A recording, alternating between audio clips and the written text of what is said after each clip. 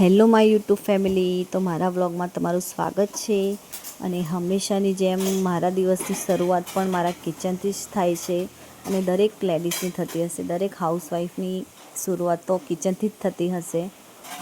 તો બસ સવારમાં ચા નાસ્તો કર્યો, પૂજાપાઠ કર્યા, છોકરાઓ માટે ટિફિન બોક્સ કર્યું, એના પપ્પા માટે ટિફિન બનાવ્યું। તો બધા કામ સવારના કમ્પ્લીટ કર્યા પછી હવે કિચનની બસ ક્લિનિંગ કરવાની બાકી છે।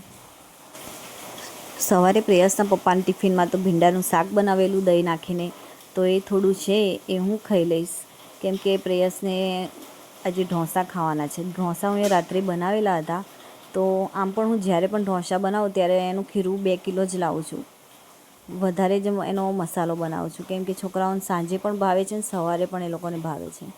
અને ઢોસા તો અમારા બધાના જ ફેવરેટ છે, અમને બધાને જ ઢોસા ભાવે છે। અને એક અઠવાડિયાથી વરસાદ જો પડે છે તો ગરમીમાં પણ બહુ જ રાહત છે, તો કામ કરવાનું પણ એકદમ જ સરળતાથી બધું કામ થઈ જાય છે। ગરમીમાં તો કામ કરવાનું જ મન નથી થતું, કિચનમાં આવવાનું જ મન નહીં થતું। અહીંયા હું વાસણ તો ધોઉં છું, પણ બહાર વાતાવરણ એકદમ જ વરસાદ આવે એવું થઈ ગયું છે અને કપડાં ધોઈને બહાર જ સૂકવ્યા છે। મને એવું લાગ્યું કે વરસાદ નહીં પડે, પણ વાતાવરણ તો એકદમ જ ચેન્જ થઈ ગયું અને મારી નજર બહાર જ છે ઘડી ઘડી, મારા કપડાં ના પલળી જાય।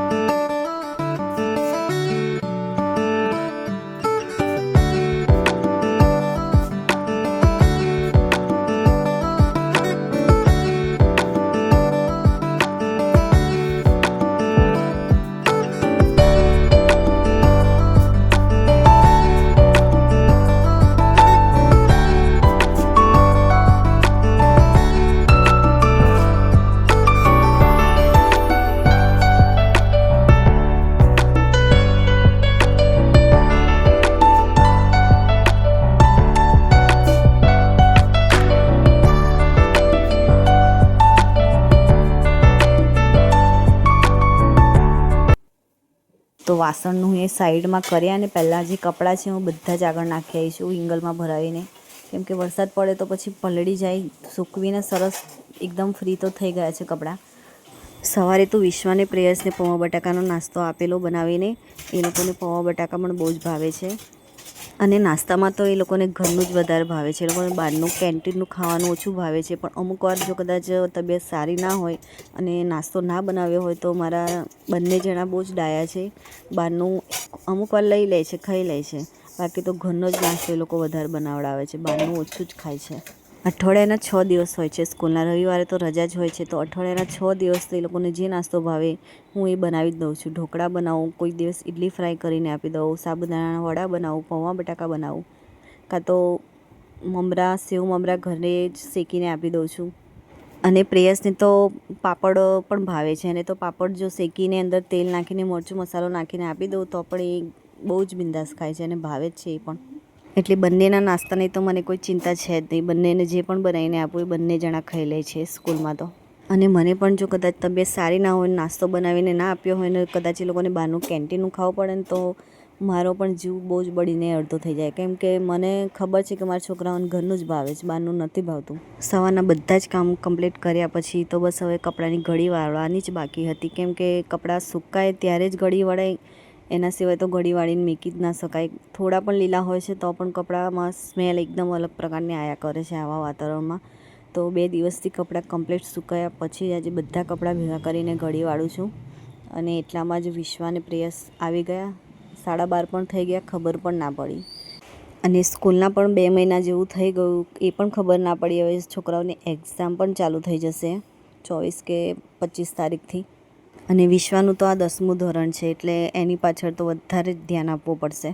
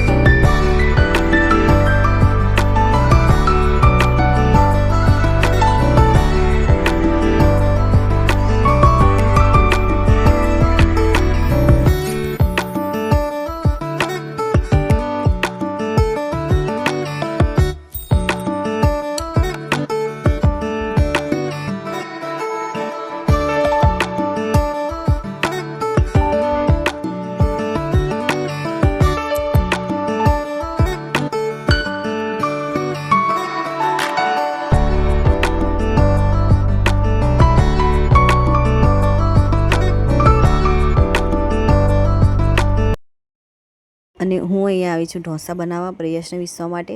અને ઢોસાનું જે ખીરું છે ફ્રીજમાં મેકે છે ને તો તૈયારીમાં બહાર કાઢે છે તો વહેલા બનતા નથી સારા, એને અડધો કલાક બહાર રાખવું પડે છે પછી સારા બને છે. તો ખીરું તો અહીંયા અડધો કલાક બહાર રાખેલું જ હતું, પણ મસાલો બહાર રાખવાનું ભૂલી ગઈ, તો પાછો મસાલો પણ મારે ગરમ કરવો પડ્યો, ફ્રાય કરવો પડ્યો. કેમ કે મસાલો ઠંડો હોય ફ્રીજમાં મેકેલો તો પછી ઢોસા ઉપર લગાવવા જઈએ એટલે વ્યવસ્થિત રીતે એ પ્રેસ ના થાય તો પછી પાછા ઢોસા પણ ફાટી જાય, એટલે એને પાછો મારે ગરમ કરવો પડ્યો. અને અહીંયા સાંભાર પણ ગરમ કરવા મૂકી દીધો છે. અને વિશ્વાને તો ટામેટાં અને ડુંગળીવાળો ઢોસા વધારે ભાવે છે, તો એના માટે તો ટામેટાં અને ડુંગળીવાળો ઢોસા મેં બનાવ્યો. કેમ કે એ હંમેશા એ જ વધારે ખાય છે, એને બટાકાવાળો મસાલાવાળો નથી ભાવતો, એને ડુંગળી ટામેટાવાળો જ વધારે ભાવે છે. અને હંમેશાની જેમ આજે પણ લીલા ધાણા છે જ નહીં. આમ પણ જ્યારે પણ હું લીલા ધાણા લાવું છું તો હું 2 શાકભાજીમાં બધો જ મસાલો ખતમ કરી દઉં છું. કેમ કે મને વધારે ભાવે છે તો હું બધો જ યુઝ કરી દઉં છું. થોડોથી મને નથી મન ભરાતું તો હું બધો જ વાપરી જ નાખું છું. એટલે આજે પણ જો ઢોસાની અંદર મસાલો રહી ગયો નાખવાનો. અને ઢોસામાં તો લીલા ધાણા ના હોય તો મજા જ ના આવે. પણ ડુંગળી ટામેટાવાળો ઢોસા બહુ જ મસ્ત બને છે. વિશ્વાને એકવાર બનાવીને આપ્યો, પછી હું પણ ટ્રાય કર્યો હતો, પણ ડુંગળી અને ટામેટાનો બહુ જ મસ્ત લાગે છે. મસાલાવાળા કરતાં પણ ડુંગળી ટામેટાનો ઢોસા વધારે સારો લાગે છે. તો એકવાર બનાવીને ટ્રાય જરૂરથી કરજો. તો હું એ સાંભાર જ બનાવે છે, ચટણી નથી બનાવી, કેમ કે હું લીલા કોપરાની ચટણી જ બનાવું છું. સૂકા કોપરાની ચટણી બનાવું છું તો એમાં ટેસ્ટ એકદમ ઓછો આવે છે, વધારે સારો નથી આવતો. તો લીલું કોપરું હોય તો હું એની ચટણી બનાવી દઉં, પણ આજે લીલું કોપરું હતું નહીં તો હું એ ચટણી જ ના બનાવી, ખાલી ઢોસા અને સાંભાર જ બનાવી દીધો. અને પ્રેયસને તો ઢોસા વધારે જ ભાવે છે અમારા બધા કરતાં. એના તો એટલા પ્રિય છે કે એનું મન થાય ને તો સવારે બી ઢોસા ખાય ને રાત્રે બી ઢોસા જ ખાય. બંને ટાઈમે બસ એને ઢોસા બનાવીને આપી દો ને તો પણ એ ખાઈ લે, ના પાડે.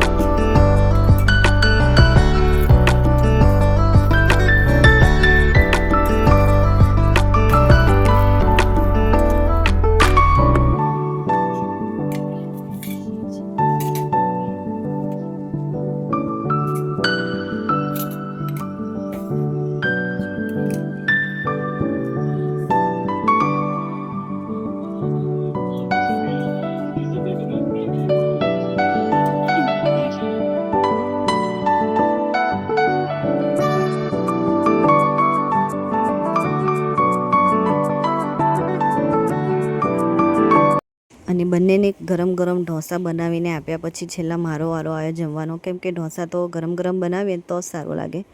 અને અહીંયા વરસાદ પણ ચાલુ થઈ ગયો છે અને આજે આખો દિવસ વરસાદ બસ આવો જ પડ્યા કરે છે, ભલે ધીરો પડે છે પણ કન્ટિન્યુ આખો દિવસ આવો જ વરસાદ આજે પડ્યો છે. એના લીધે વાતાવરણ પણ એકદમ જ ઠંડુ થઈ ગયું છે. 12 વાગ્યાનો જે વરસાદ ચાલુ થયો છે તો સાંજના 8 વાગ્યા સુધી આવો જ વરસાદ આજે પડ્યો છે. ધીરો ધીરો પણ કન્ટિન્યુ આવો પડ્યા જ કર્યો છે.